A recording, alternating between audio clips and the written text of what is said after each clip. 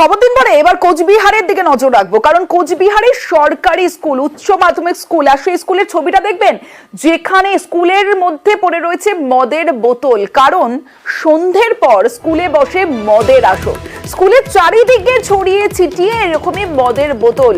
আর এটা কোথাকার ছবি? কোচবিহারের উচ্চ মাধ্যমিক যে বিদ্যালয়, সেই উচ্চ মাধ্যমিক বিদ্যালয়ে মদ্যপদের উপদ্রব। যে স্কুলের ছবি আপনারা দেখছেন, সরকারি স্কুল, উচ্চ মাধ্যমিক স্কুল, আর সেই স্কুলে সন্ধ্যের পরে মদের আসর বসে। স্কুলের চারিদিকে ছড়িয়ে রয়েছে মদের বোতল। যে ছবি আপনাদের দেখাচ্ছি, আমার সঙ্গে রয়েছে আমার প্রতিনিধি শুভঙ্কর সাহা রয়েছে, শুভঙ্করের সঙ্গে কথা বলবো। শুভঙ্কর, কতদিন ধরে এরকম চলছে? স্কুল কর্তৃপক্ষ কেন প্রশাসনকে জানায়নি এখনো পর্যন্ত, এবং যারা এই রকম কাজের সঙ্গে যুক্ত তারা কারা?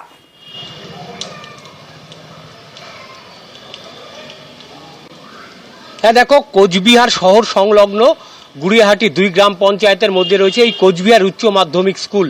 প্রায় 1000-এর উপর ছাত্রছাত্রী রয়েছে এই স্কুলে।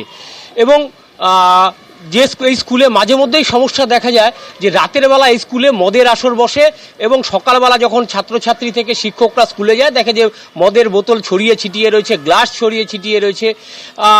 তারপর দেখা যায় স্কুলের গেট কখনো ভাঙা। এই ঘটনা বেশ কিছুদিন ধরেই ঘটছে। এর আগেও স্কুলের পক্ষ থেকে পুলিশ প্রশাসনকে অভিযোগ জানানো হয়েছিল, তাতেও কোনো কাজ হয়নি।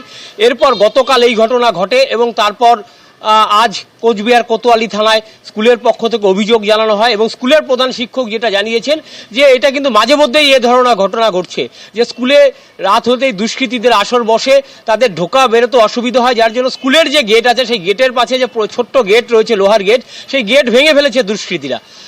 ফলে এই ঘটনায় তারা যথেষ্টই আতঙ্কিত, এবং কোচবিহার কোতোয়ালি থানায় তারা লিখিতভাবে অভিযোগ জানিয়েছেন যাতে এই যে সমস্যা, সেই সমস্যা থেকে তারা বেরোতে পারেন, এলাকার স্কুলের পরিবেশ নষ্ট হয় এবং ছাত্রছাত্রীদের মধ্যে একটা আতঙ্ক দূর হয়। তমশ্রী। বেশ, শুভঙ্কর।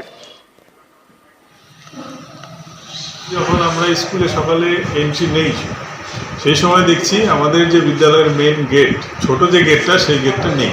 আমার সিসিটিভি ফুটেজটাও আমি দেখলাম যে রাত্রে মোটামুটি 10টা, 11টা, 12টায় কিছু মিসক্রিয়েন্ট যারা তারা ঢুকছে বেরোচ্ছে। শুধু এটাই না, বাচ্চারা যে জল খায় ট্যাপ লাইনগুলো, তার মুখগুলো ভাঙা থাকে, একটা দুটো হয়তো ঠিক থাকে। পাম্প মেশিন যেটা আছে, সেই মেশিন যেখানে প্রোটেক্টেড থাকে সেখানেও দেখি দরজা ভেঙে মেশিনটা নাই হয়ে যায়। সারা মাঠ যেখানে বাচ্চারা খেলে, কাচের বোতল, গ্লাস, সেগুলো পড়ে থাকে। প্রশাসনের আমরা দৃষ্টিতে এনেছি ব্যাপারটা, তারাও আমাদের আশ্বস্ত করেছে।